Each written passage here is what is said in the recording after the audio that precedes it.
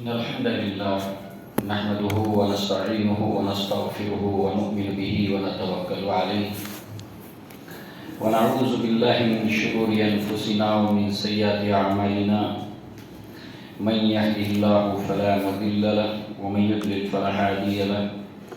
وأشهد أن لا إله إلا الله وحده لا شريك له وأشهد أن محمدا عبده ورسوله أما بعد يا أيها الذين آمنوا اتقوا الله حق تقاته ولا تموتن إلا وأنتم مسلمون يا أيها الناس اتقوا ربكم الذي خلقكم من نفس واحدة وخلق منها زوجها وبث منهما رجالا كثيرا ونساء واتقوا الله الذي تساءلون به والأرحام إن الله كان عليكم رقيبا يا أيها الذين آمنوا اتقوا الله وقولوا قولا سديدا يصلح لكم أعمالكم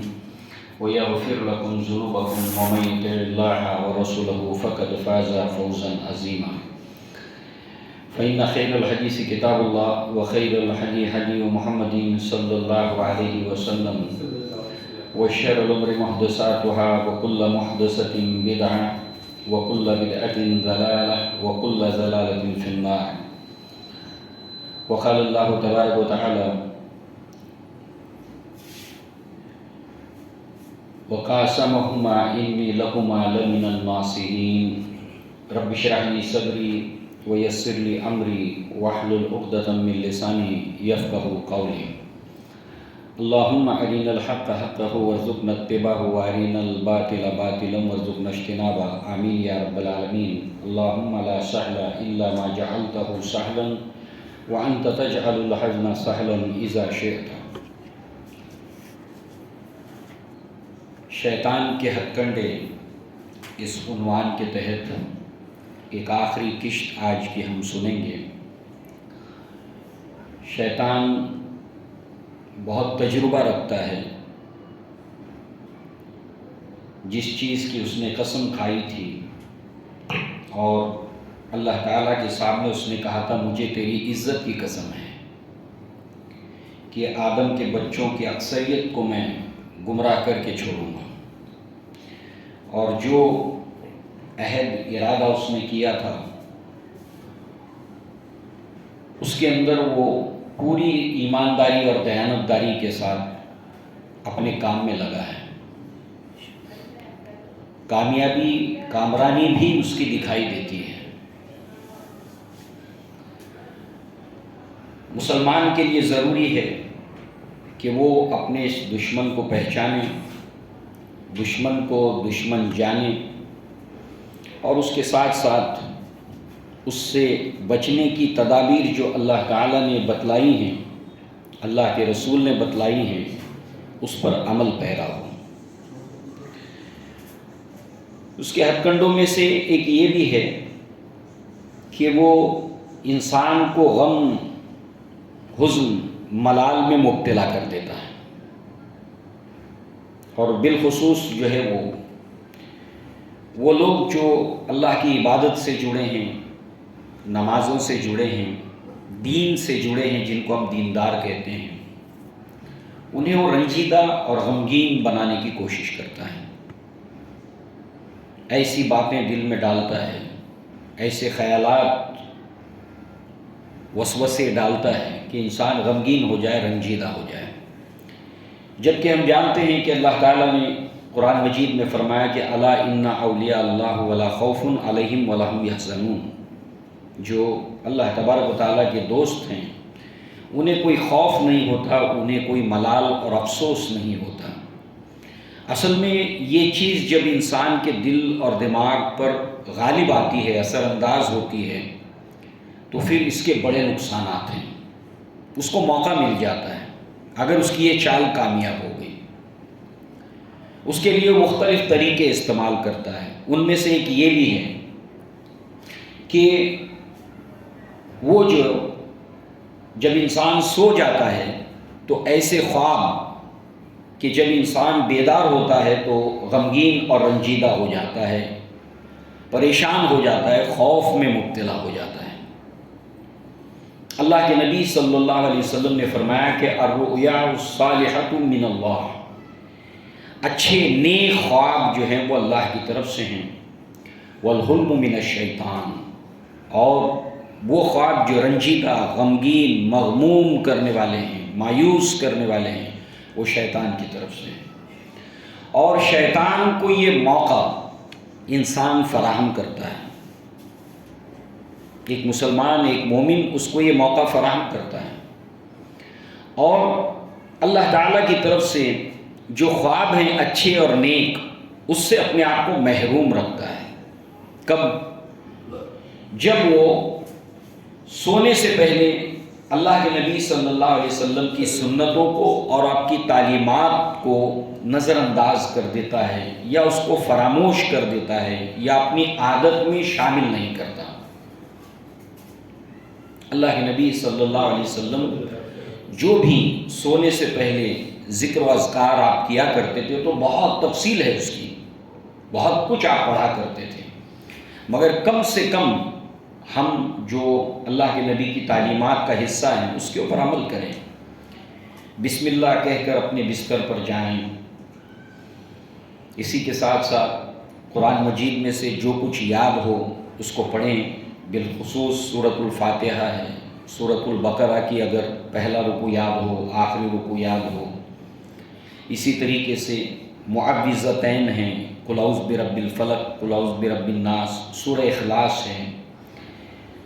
اللہ تعالیٰ کو یاد کر کے اور جو دعا اللہ کے نبی نے سکھائی ہے اس کو پڑھ کر جو ہے وہ سنیں۔ کوشش کریں کہ ہم جو ہے وہ اپنی دائیں کروٹ کے اوپر سوئیں، جو ہمارا لیفٹ ہینڈ ہو وہ اوپر کی طرف ہو۔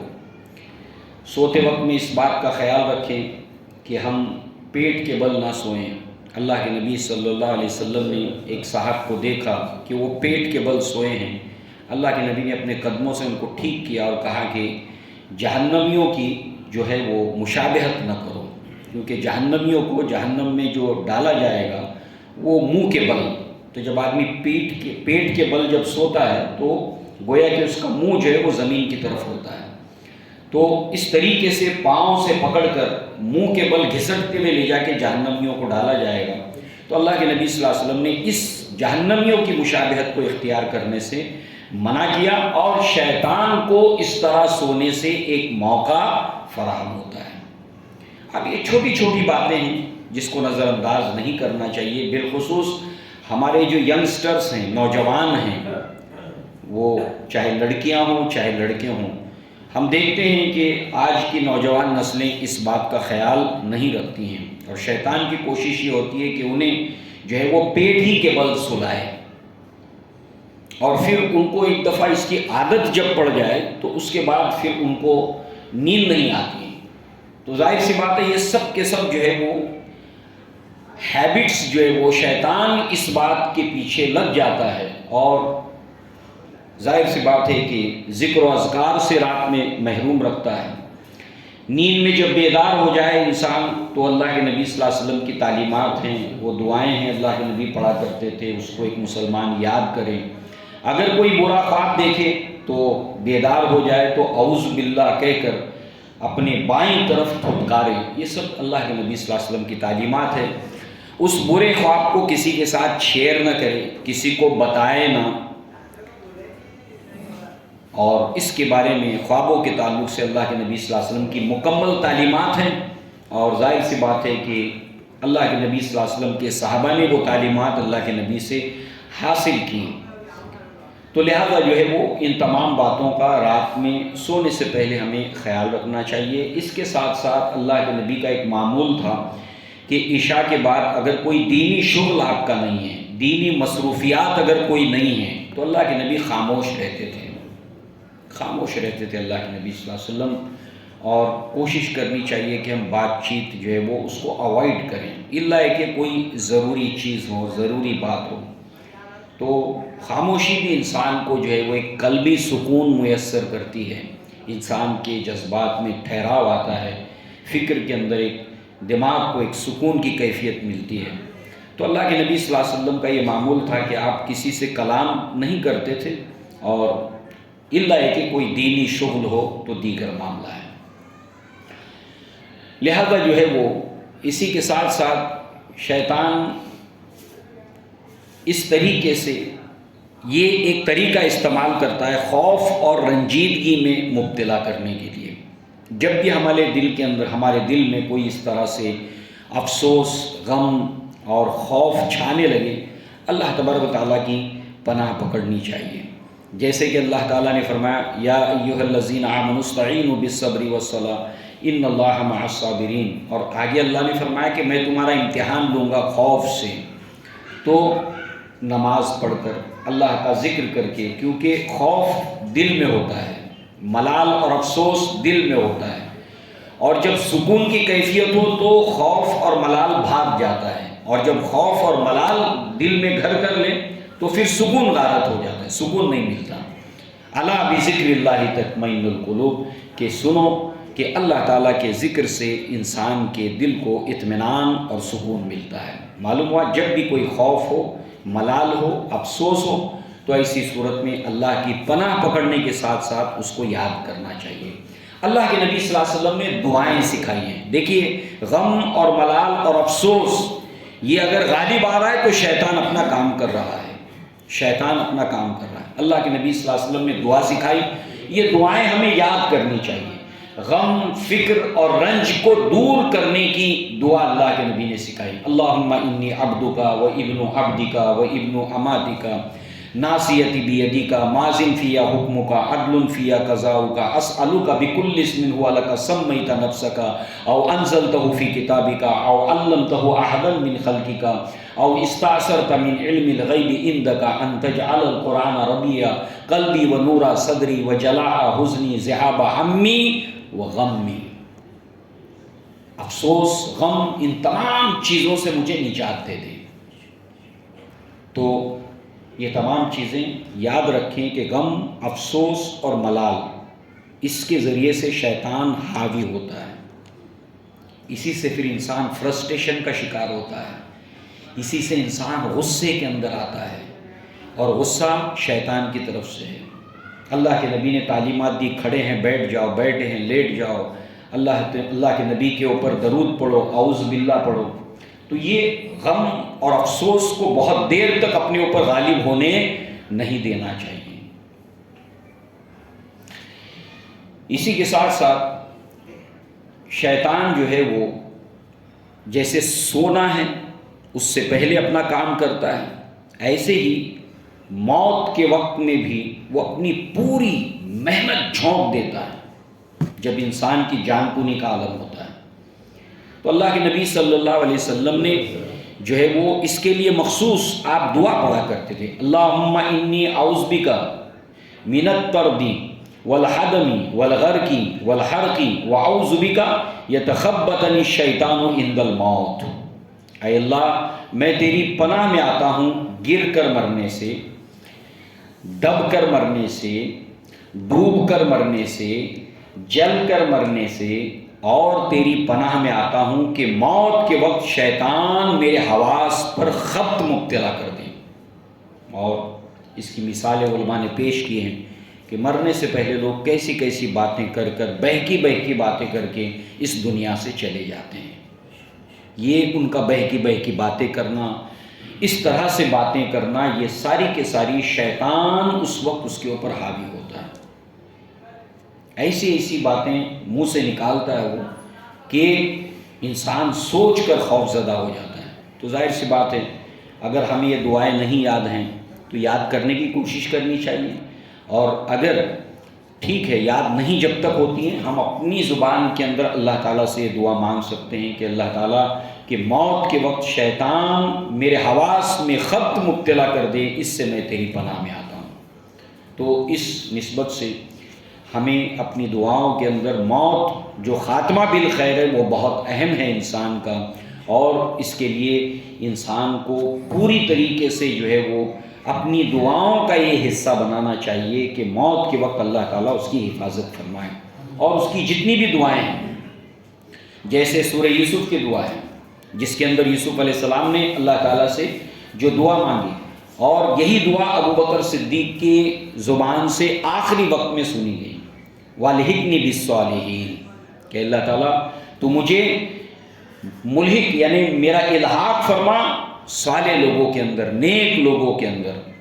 تو لہذا جو ہے وہ اللہ کے نبی صلی اللہ علیہ وسلم نے جو علامتیں بتائی ہیں خاتمہ بالخیر کی اور اسباب بتائے ہیں خاتمہ بالخیر کے، علماء نے کم و بیش اس کے 10 اسباب اور 30 علامتیں بتائی ہیں۔ اس کے اندر آخری وقت کے کہے گئے جو کلمات ہیں، چاہے وہ اللہ ہو، چاہے لا الہ الا اللہ محمد رسول اللہ ہو، اللہ تعالیٰ کے کلام کی کوئی آیت ہو، تو گویا کہ یہ تمام کے تمام چیزیں یہ ہمیں خاتمہ بالخیر کے لیے اللہ تبارک و تعالیٰ سے دعا کرتے رہنی چاہیے۔ نیند سے پہلے، سونے سے پہلے اور موت، یہ دونوں گویا کہ ایک طرح سے جوڑا ہے۔ ہم دعا بھی پڑھتے ہیں، جب سونے سے پہلے ہم دعا پڑھتے ہیں، اور جب بیدار ہوتے ہیں تو ہم دعا پڑھتے ہیں الحمدللہ الذی احیانا بعد ما اماتنا والیہ النشور، کہ تمام شکر اس اللہ تعالیٰ کے لیے ہے جس نے مجھے ایک نئی زندگی دی ایک موت کے بعد۔ ایک طرح سے یہ موت کی ایک سیمپل ہے کہ جو ہم نیند کے آغوش میں چلے جاتے ہیں اور پھر بیدار ہوتے ہیں۔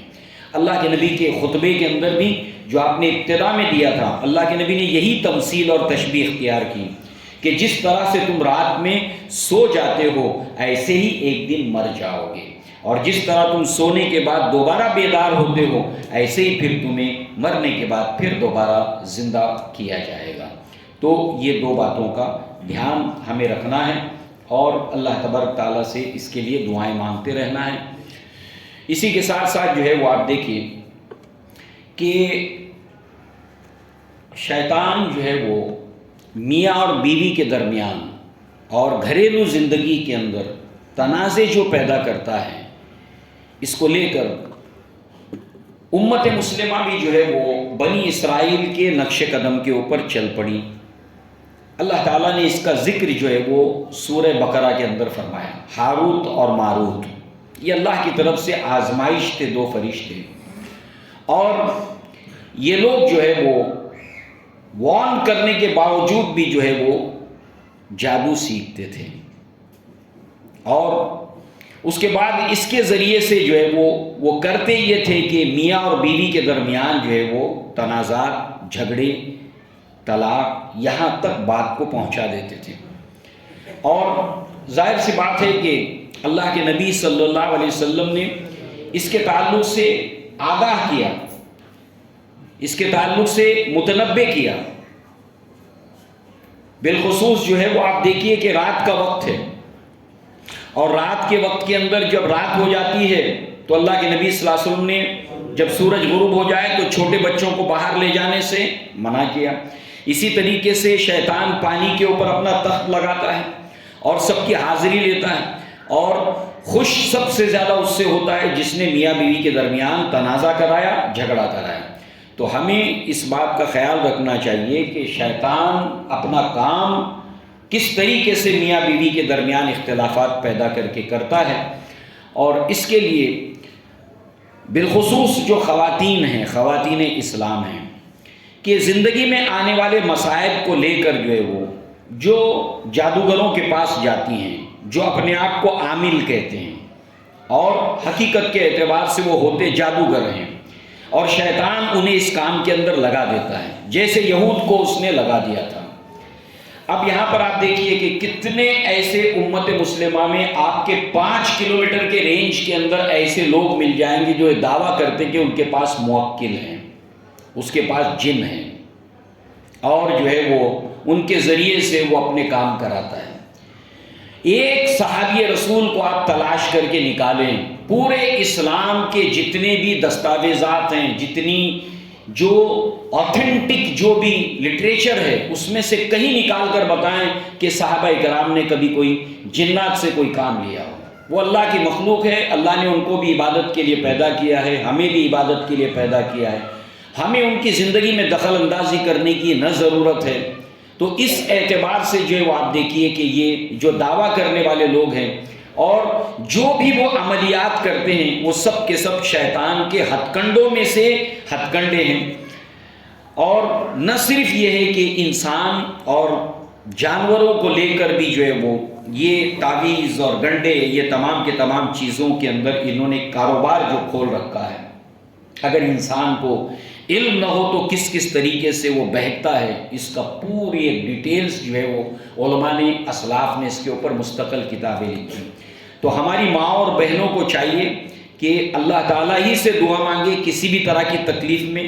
زندگی کے اندر غم ایک حصہ ہے زندگی کا، اس کے بغیر کسی کو چھٹکارا نہیں۔ تھوڑا سا کوئی اگر کاروبار ٹھپ پڑ گیا، پیسے آنے بند ہو گئے، کوئی تکلیف ہو گئی، تو فوراً ذہن میں یہ نہیں لانا چاہیے کہ کسی نے کوئی جادو کر دیا ہے، کسی نے کوئی سحر کر دیا ہے، بلکہ ہمیں ذکر و اذکار کی پابندی کرنی چاہیے۔ سورۃ البقرہ کو گھر کے اندر بآواز بلند پڑھنا چاہیے۔ روزانہ ایک رکوع مائیں اور بہنیں اپنے گھر کے اندر اگر پڑھتی ہیں سورۃ البقرہ کا، تو 40 دن کے اندر سورہ بقرہ ختم ہو جائے گی، پھر دوبارہ شروع کر دیں۔ تو اللہ کے نبی صلی اللہ علیہ وسلم نے فرمایا کہ جس گھر کے اندر اس کی تلاوت کی جاتی ہے شیطان بھاگ جاتا ہے، جادو کا سحر کا اس گھر کے اوپر اثر نہیں ہوتا۔ تو اللہ کے نبی نے جب ہم کو یہ سب بتایا ہے تو ہم اس کے اوپر عمل کرنے کی بجائے غلط راستے کے اوپر ہم کیوں جائیں؟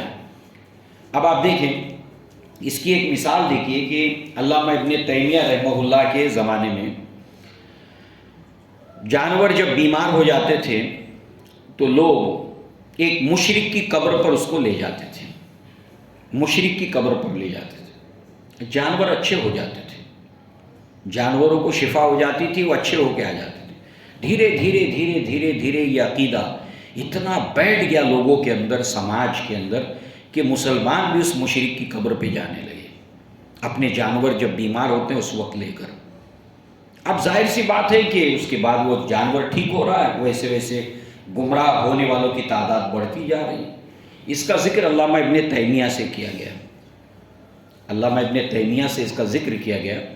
تو علامہ ابن تیمیہ رحمہ اللہ نے، اچھا اس سے پہلے پھر مسلمانوں نے کچھ کیا کیا کہ مسلمان مشرک کی قبر پہ جا رہے ہیں، تو انہوں نے یہ کیا کہ چلو ہم لوگ جو ہے وہ امام کا نام بھی وہاں پر جو ہے وہ لیا گیا ہے، امام شافعی کا، کہ وہاں پر ان کی قبر کے اوپر لے گئے تو جانور اچھے ہی نہیں ہو رہے، بیمار کے بیمار اچھے ہی نہیں ہوتے۔ نیک اور صالح انسان کی قبر پر لے جایا گیا تو اچھے نہیں ہو رہے، ہاں مگر مشرک کی قبر پہ لے جاتے تو اچھے ہو جاتے ہیں۔ علامہ ابن تیمیہ کے سامنے فکر مند لوگوں نے یہ بات رکھی کہ امت مسلمہ کا بہت بڑا حصہ گمراہ ہو رہا ہے اس سے، اور وجہ اس کی دریافت کی گئی کہ یہ کیا وجہ ہے۔ تو آپ نے بتایا کہ مشرکوں کو جو کچھ بھی برزخی زندگی کے اندر جو عذاب ہوتا ہے،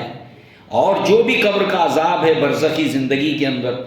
سوائے جنات اور انسان کے ساری مخلوق سنتی ہے۔ اللہ کے نبی نے فرمایا کہ تمہیں اگر معلوم ہو جائے قبر کے اندر جو کچھ ہونے والے حالات ہیں تو تم اپنی میتوں کو دفنانا جو ہے وہ چھوڑ دو۔ اب ظاہر سی بات ہے کہ جانور کو جب لے جایا جاتا ہے اور اللہ کے نبی کا فرمان سوائے جنات اور انسان کے ساری مخلوق سنتی ہے، تو وہ جانور خوف کے اندر مبتلا ہو جاتے ہیں، ان کا پاخانہ نکل جاتا ہے اور اس کے بعد میں وہ شفا یاب ہو جاتے ہیں۔ اب عقیدہ جو ہے بیٹھا دیا شیطان نے کہ یہاں پر لے جانے سے اس کی تاثیر ہے یہ، مگر آپ دیکھیے اللہ تعالیٰ نے جس کو علم سے سرفراز کیا، انہوں نے کیسے بات کو اللہ اور اس کے رسول کی کتاب کی روشنی کے اندر جو ہے پکڑا کہ کس طرح کی گمراہی ہے جو شیطان مبتلا کر رہا ہے۔ اسی طریقے سے ہماری مائیں اور بہنیں جاتی ہیں تو بہت سے ایسے جادوگر، مولوی، ملا تعویذ، گنڈے، دھاگے، ڈورے جو باندھنے کے لیے دیتے ہیں، اس سے اگر تھوڑی دیر کے لیے شفا مل جاتی ہے تو اس طرح کے عقیدے روزانہ ہزاروں لاکھوں لوگوں کے دلوں کے اندر گھر کر رہے ہیں۔ مگر یاد رکھیں کہ یہ پورا ایک ٹیم ورک ہے۔ وہ جو جنات ہوتے ہیں جو لوگوں کو گمراہ کرتے ہیں، شیاطین، وہ اس عامل کو پہلے گمراہ کرتے ہیں۔ اب ظاہر سی بات ہے کہ ایک جن اگر پریشان کر رہا ہے تو اب یہ پوری ٹیم ہے، تو وہ عامل جو ہے وہ جب اس پوری ٹیم ہے کہ جیسے ہماری دنیا کی زندگی میں مثال ہوتی ہے، دنیا کی زندگی میں دیکھیے کہ ایک غنڈہ ہوتا ہے اور دوسرا غنڈہ ایک شریف آدمی کو پریشان کرتا ہے۔ اب وہ دونوں غنڈے ملے ہوئے ہیں، اب اس کے بعد ہوتا یہ ہے کہ کوئی کہتا ہے کہ بھائی فلاں صاحب سے جا کے آپ مل لو، تو وہ جا کر اس سے ملتا ہے، تو گنڈا اس کو جو ہے وہ منع کر دیتا ہے کہ میرا آدمی اس کو پریشان نہیں کرنا۔ تو یہ اس طریقے سے جو ہے وہ یہ پورا یہ گمراہوں کا جو ہے وہ جو جن کو ہم دیکھتے ہیں اور جن کو ہم نہیں دیکھتے ہیں، یہ سارا کے سارا ایک ٹیم ورک ہوتا ہے، اور اس کے ذریعے سے، اس ہتھ کنڈے کے ذریعے سے جو ہے شیطان جو ہے وہ انسانوں کو گمراہ کرتا ہے۔ اور اگر یہ عقیدت بیٹھ جائے انسان کے دل و دماغ کے اندر تو پھر ایک کی بجائے وہ 10 کو بھیجتا ہے، 10 100 کو بھیجتے ہیں، 100 1000 کو بھیجتے ہیں۔ اور اس طریقے سے آپ دیکھیے ان پاکھنڈیوں کا کاروبار بھی دھوم سے چلتا ہے۔ اس کا مطلب یہ کہ دھوم سے لوگ گمراہ ہو رہے ہیں۔ تو لہٰذا ہماری ماں اور بہنوں کو جو بہت جلد بازی کرتی ہیں وہ ہمیشہ آگاہ رہیں، متنبہ رہیں، اللہ کو یاد کریں، نماز کی پابندی کریں۔ اور اس طرح سے ایک اور بات جو مردوں کے لیے یاد رکھنے کی ہے اور عورتوں کے لیے بھی یاد رکھنے کی ہے کہ حالت حیض میں وہ اللہ تعالیٰ کی ذکر اذکار کر سکتی ہیں۔ اللہ کے نبی صلی اللہ علیہ وسلم نے بہت سی آؤٹ لائنز بتائیں ہیں، نماز پڑھنا تو وہ رک جاتی ہیں مگر اللہ کے ذکر سے ان کو کسی نے روکا نہیں ہے، اللہ کو یاد کرنے سے کسی نے نہیں روکا۔ تو یہ بات ہمیں یاد رکھنی چاہیے کہ حالت حیض کے اندر عورت جو ہے وہ ایب نارمل ہو جاتی ہے، اس کا رویہ، اس کا بیہیویئر، غصہ، چڑچڑاپن، یہ ساری چیزیں اس میں پیدا ہوتی ہیں۔ اس وقت مرد کی بڑی ذمہ داری ہوتی ہے کہ اس وقت وہ جو ہے وہ اپنے آپ کو پرسکون رکھے، اپنے آپ کو پرسکون رکھے اور کسی تنازع کی وجہ نہ بنائے، کسی جھگڑے کی وجہ نہ بنائے کہ اللہ تعالیٰ نے فطری طور پر اس کے اندر یہ چیز رکھی ہے۔ تو اس وقت بالخصوص جو ہے وہ ہمیں اس بات کا خیال رکھنا چاہیے، اس بات کا دھیان رکھنا چاہیے۔ تو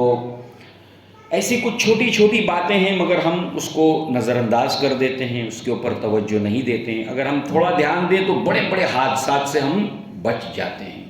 شیطان کے ہتھ کنڈے میں آنے سے ہم بچ جاتے ہیں۔ اسی طریقے سے آپ دیکھیے کہ اس کے تعلق سے عثیمین رحمہ اللہ نے کہ یہ فرمایا کہ عورتیں جو ہے وہ شیطان کے وسوسوں سے زیادہ متاثر ہوتی ہیں۔ اس لیے ہم خاص طور سے خواتین کا ذکر کر رہے ہیں۔ مردوں کو متنبہ کرنے کی جو وجہ بھی یہ ہے کہ ہم کو کس وقت جو ہے وہ خاص طور سے اپنے آپ کو پرسکون رکھنے کی کوشش کرنی چاہیے کہ اس وقت وہ نارمل نہیں ہے، ایب نارمل ہے۔ اور وسوسوں میں بھی زیادہ سے زیادہ جو ہے وہ عورتوں کے اوپر اس کا اٹیک ہوتا ہے۔ یہی وجہ ہے کہ آپ دیکھیے عاملین کے پاس مردوں کے مقابلے میں عورتیں زیادہ جاتی ہیں۔ اپنا مال، اپنا عزت، آبرو، سب کچھ عورتیں ہر روز گنوا بیٹھ رہی ہیں ان ساری چیزوں کے اندر۔ تو لہذا جو ہے وہ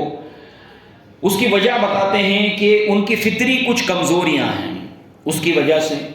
اسی طریقے سے دوسری ان کے اندر ایک مثبت بات بھی ہوتی ہے کہ نیکی کے کاموں میں، بھلائی کے کاموں میں ان میں رغبت ہوتی ہے۔ تیسری وجہ یہ ہوتی ہے کہ ان کی عبادتوں کے اندر پختگی ہوتی ہے۔ چوتھی وجہ یہ ہوتے ہیں کہ ان کے دل نرم ہوتے ہیں اور اللہ اس کے رسول کی باتوں سے وہ بہت جلد ان کے دل جو ہے وہ اللہ اس کے رسول کی طرف رجوع کرتے ہیں،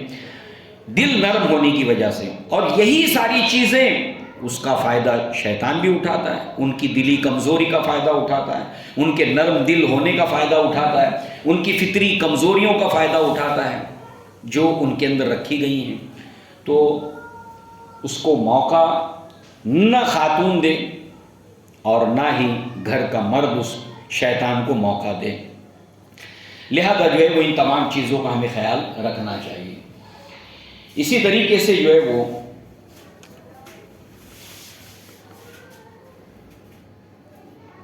دلوں کے اندر وسوسوں کا آنا نماز کی حالت میں بھی آتا ہے، نماز کی حالت کے علاوہ بھی وسوسے آتے ہیں۔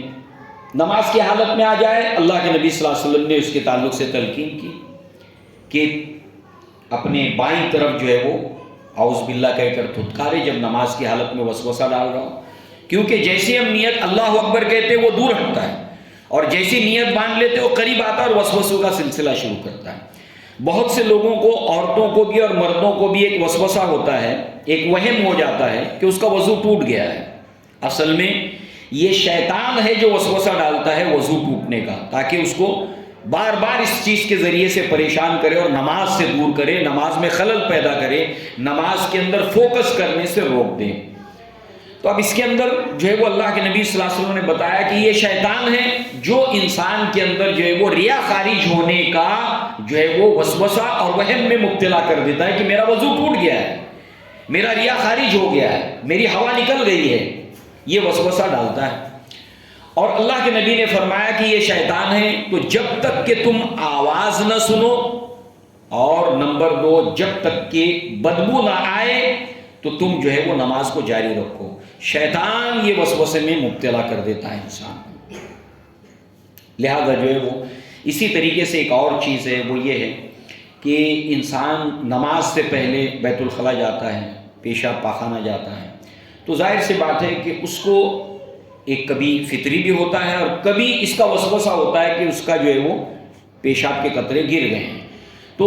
انسان کو یہ چاہیے کہ اطمینان سے، چاہے بھوک لگی ہو پہلے کھانا کھا لے سیر ہو کر اچھی طریقے سے، تاکہ نماز میں خلل نہ ہو۔ اسی طریقے سے جو یہ نیچرل کال سے پیشاب پاخانہ اطمینان سے کریں، نماز ایک رکعت چھوٹ جاتی ہے چھوٹ جائے، 2 رکعت چھوٹ جاتی ہے چھوٹ جائے، مگر اطمینان سے کرے، کسی طرح کا وسوسہ اپنے اندر آنے نہ دیں۔ اور جب بیت الخلاء میں داخل ہو تو جو اللہ کے نبی صلی اللہ علیہ وسلم نے دعا سکھائی ہے اس دعا کو پڑھے، صرف نماز سے پہلے ہی نہیں، جب وہ فارغ ہونے کے لیے جا رہا ہے، جب کبھی بھی جائے، اللہم انی اعوذ بک من الخبث والخبائث، اس کو پڑھ کر جو ہے وہ داخل ہو۔ تو یہ جو شیطان ہے، یہ وسوسے کہ میں ناپاک ہو گیا، پیشاب نکل گیا میرا، یہ وسوسے جو ہے شیطان کی طرف سے جو ہے ہوتے ہیں۔ اب کہتا ہے میں ناپاکی کی حالت میں کیسے پڑھوں، مسجد سے باہر نکل جاتا ہوں، نماز سے دور ہو جاتا ہوں۔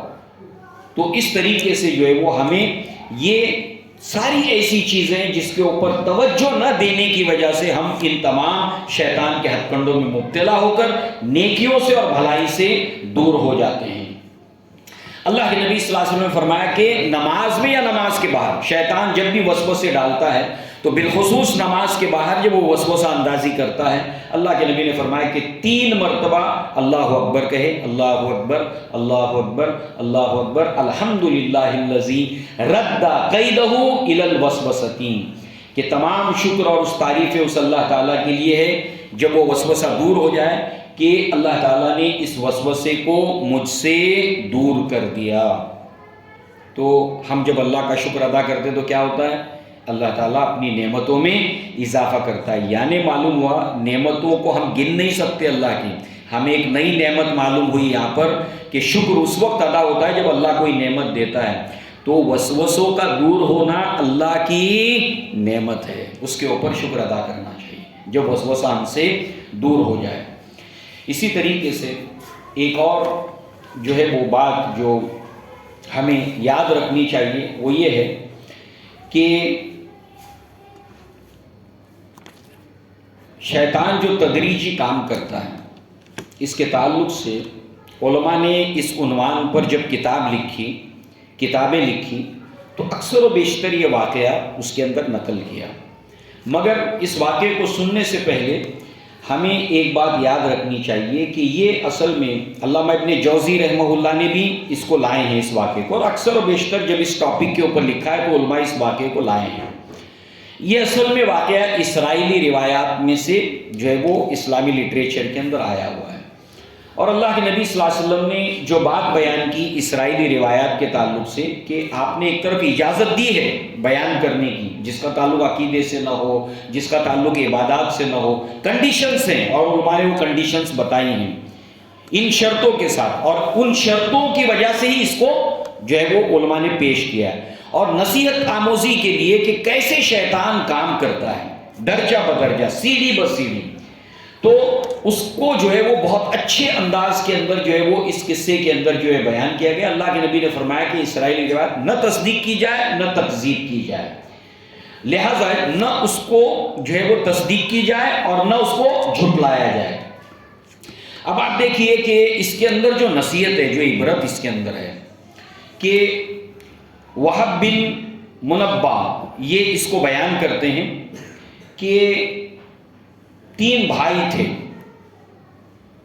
شیطان کس طریقے سے درجہ بدرجہ کام کرتا ہے آپ دیکھیے، 3 بھائی تھے اور تینوں جو ہے وہ فی سبیل اللہ جانے کے لیے جو ہے وہ تیار تھے، مگر فکر انہیں اس بات کی لگی ہوئی تھی، ان کی ایک بہن تھی اور ان کے پیچھے اس کی دیکھ ریکھ، اس کا خیال رکھنے والا کوئی تھا نہیں۔ تو تینوں نے مشورہ کیا کہ اب اس مسئلے کو حل کیسے کریں. تو وہاں پر ایک راہب تھا، بہت عبادت گزار، بہت نیک انسان. تو انہوں نے سوچا کہ اپنی اس اکلوتی بہن کو جو ہے وہ اسی کے پاس چھوڑ جائیں، کہ نیک آدمی ہے اور بہن اس کے پاس محفوظ رہے گی. اور اس طریقے سے جو ہے وہ جنگ کی نوبت ایسی آئی تھی کہ ان کا جانا لازم تھا. تو انہوں نے راہب سے بات کی. تو پہلے تو راہب نے جو ہے کہا کہ میں اللہ تعالیٰ کی پناہ پکڑتا ہوں تم سے بھی اور تمہاری بہن سے بھی. دیکھیے شروع کے اندر وہ ثابت قدم تھا کہ میں یہ ذمہ داری نہیں اٹھا سکتا. لہذا جو ہے وہ انہوں نے بہت اصرار کیا. تو پھر اس کے بعد وہ مان گیا. اب ماننے کے بعد میں جو ہے اس نے کہا کہ یہ کلیسا جہاں وہ عبادت کیا کرتا تھا، عبادت گاہ، اس کے سامنے ایک مکان ہے کلیسا کے جس سامنے. کہا کہ تم اپنی بہن کو یہیں چھوڑ دو، یہاں پہ چھوڑ دو. تو بہرحال انہوں نے ایسا ہی کیا. اب جب بھی کھانے پینے کا وقت ہوتا وہ کھانا لے کر آتا اور وہاں پر سیڑھیوں کے اوپر رکھ دیتا اور جو ہے وہ نوک کرتا اور اس کے بعد میں کھانا رکھا ہوا یہ اشارہ کر کے اپنے جو ہے وہ کلیسا کے اندر داخل ہو جاتا. یہ چیز کئی دنوں تک چلتی رہی. اب اس کے بعد میں جو ہے وہ شیطان نے اس کے دل میں وسوسہ ڈالا کہ وہ ایک نوجوان لڑکی ہے، وہ باہر آئے گی جائے گی تو کسی غیر آدمی کی اس کے اوپر نظر پڑے گی، تو تم تو اندر رہتے ہو، تم کو پتہ نہیں چلے گا، لہٰذا تمہیں خیر خبر اس کی لیتے رہنی چاہیے. لہٰذا جو ہے وہ اس کا اس طریقے سے نکلنا اور تم بالکل اس کے اوپر دھیان نہ دینا یہ نقصان کا سودا ہو سکتا ہے. تو کیوں نہ ایسا ہو کہ تم جو ہے وہ گھر میں داخل ہو تب جو ہے وہ تم جو ہے وہ جایا کرو کھانا لے کر. یہاں پر پہنچایا اس کو. اب وہ یہ کرنے لگا. اب اس کے بعد میں جو ہے وہ دھیرے جو ہے وہ اس نے اس کو یہ کہا کہ بھائی کبھی اس کی حال چال لے لیا کر، بیمار ہے کچھ ہے، کہیں ایسا نہ ہو کہ وہ بیمار ہو تم نے اس کی خبر نہیں لی اور بیماری بڑھ جائے، تمہارے پاس امانت ہے. اس طریقے سے جو ہے وہ اس سے کچھ خبر گیری اس کی لینے لگا. پھر اس کے بعد میں شیطان نے اس کو جو ہے وہ یہ اس وسوسے کے اندر ڈالا کہ جو ہے وہ اس کے کبھی گھر جو ہے وہ جا کر دیکھ لیا کر، کبھی اس کی خبر لیا کر. اب وہ گھر کے اندر جانے لگا، تھوڑی دیر بات کرنے لگا. اب ہوتے جو ہے وہ پھر گھنٹوں وہاں بیٹھنے لگا. اب ہم سب جانتے ہیں کہ اللہ کے نبی صلی اللہ علیہ وسلم نے فرمایا کہ جہاں پر ایک نامحرم مرد اور عورتیں اکٹھے نہ بیٹھیں، اس لیے کہ تیسرا شیطان ہوتا ہے اور دونوں کی شرمگاہ کے اوپر وہ پھونک مار کر ان کے اندر جو ہے وہ خواہشات کو پیدا کرتا ہے. تو لہذا جو ہے اب وہ گھر کے اندر جانے لگا، وہاں پر دیر تک رکنے لگا. اور پھر اس کے بعد یہ ہوا کہ وہ زنا کا اس نے ارتکاب کیا، پھر بار زنا کا ارتکاب کیا. اب وہ لڑکی جو ہے وہ حاملہ ہو گئی. تو اب یہ شیطان نے اس کو خوف میں مبتلا کر دیا کہ کل اس کے بھائی آئیں گے، یہ بچے کی ولادت ہوگی تو پھر جو ہے وہ تیرا نام، عزت، آبرو یہ سب کچھ تو ختم ہو جائے گا. تو بہرحال جو ہے وہ اس کے بعد اس نے یہ بچے کی ولادت جب ہوئی تو لڑکی کو منایا کہ جو ہے وہ تمہارے لیے بھی یہ اچھی بات نہیں ہے، میرے لیے بھی اچھی بات نہیں ہے، لہٰذا اس بچے کو مار ڈالتے ہیں. تو بچے کو مار ڈالا، اس کو دفنا دیا، یعنی زنا بھی کروایا، اس سے قتل بھی کروایا. اس کے بعد میں اس نے سوچا کہ پتہ نہیں یہ بہن جو ہے وہ ایسا نہ ہو کہ لڑکی ہے کہیں بتا نہ دے جو کچھ ہوا ہے اس کو، تو لہٰذا اس نے اس کو بھی قتل کر دیا اور اس کے بعد اس کو بھی دفنا دیا. اب اس کے بعد جو ہے وہ بہت دنوں کے بعد وہ جب تینوں بھائی لوٹے تو کہا کہ تمہاری بہن بیمار ہو گئی تھی اور بیماری کے اندر جو ہے اس کی موت واقع ہو گئی اور یہ اس کی قبر ہے. اب ہوا یہ کہ وہ اپنی پھر عبادت کے اندر مصروف ہو گیا، ادھر بھائی چلے گئے. مگر اس کے بعد جو ہے وہ ایک بھائی کے خواب کے اندر شیطان جو ہے وہ آتا ہے مسافر کی صورت کے اندر اور اس کو بتاتا ہے کہ تیری بہن کے ساتھ میں اس نے ایسا کیا ہے، اس کو بچے کی ولادت بھی ہوئی تھی اور فلاں جگہ پر اس بچے کی قبر ہے اور تیری بہن کی بھی وہاں پر قبر ہے. اس کے بعد میں جو ہے وہ دوسرے بھائی کو بھی یہی بات، تیسرے بھائی کو بھی یہی بات، اور پھر اس کے بعد جو ہے وہ تینوں بھائی اس کا ذکر ایک دوسرے سے کرتے ہیں. اور اس کے بعد وہ لوگ جب آتے ہیں اور اس جگہ کے اوپر دیکھتے ہیں تو واقعی میں وہاں پر جو ہے بچے کو دفنایا گیا، ان کی بہن کو بھی دفنایا گیا. اور اس طریقے سے جو ہے وہ اپنے مقدمے کو بادشاہ کی عدالت میں ڈال دیتے ہیں، اور اس کے بعد شیطان جو ہے وہ اس کے پاس آتا ہے کہ میں تجھے اس حالت میں بھی بچا سکتا ہوں، مگر میری ایک شرط ہے کہ تو اس شرک کو تجھے کرنا ہوگا، میں تجھے بچا لوں گا۔ اور پھر اس راہب کو وہ شرک کے اندر بھی مبتلا کر دیتا ہے، اس کو سزائے موت بھی ہو جاتی ہے، اور وہ شرک کی حالت کے اندر اس دنیا سے چلا جاتا ہے۔ شیطان کا یہ کام ہے۔ اللہ تعالیٰ نے فرمایا کمثل الشیطان اذ قال الانسان کفر، کہ شیطان انسان سے کہتا ہے کہ کفر کر، فلما کفر، جب وہ کفر کرتا ہے تو کہتا ہے قال انی بریء منک، میں تیرے اس عمل سے بری ہوں۔ تو ایسے وہ درجہ بدرجہ انسان کو جو ہے وہ گمراہ کرتا ہے۔ تو اس کے اس ہتھ کنڈے کو بھی ہمیں سمجھنا چاہیے، فوری طور پر اللہ تبارک و تعالیٰ کی پناہ پکڑنی چاہیے۔ لہٰذا اللہ تعالیٰ سے دعا ہے کہ اللہ تبارک تعالیٰ ہمارے اس ازلی دشمن کو ہمیں سمجھنے کی توفیق عطا فرمائے، قرآن احادیث کی روشنی میں، اور اللہ تعالیٰ نے اور اللہ کے رسول نے جو احتیاطی تدابیر بتائی ہیں اس سے بچنے کی، اللہ تعالیٰ ہمیں اس کو اختیار کرنے کی توفیق عطا فرمائے۔ اور سب سے بڑھ کر یہ ہے کہ دعا اور اخلاص، مخلصین کے اوپر اس کا اثر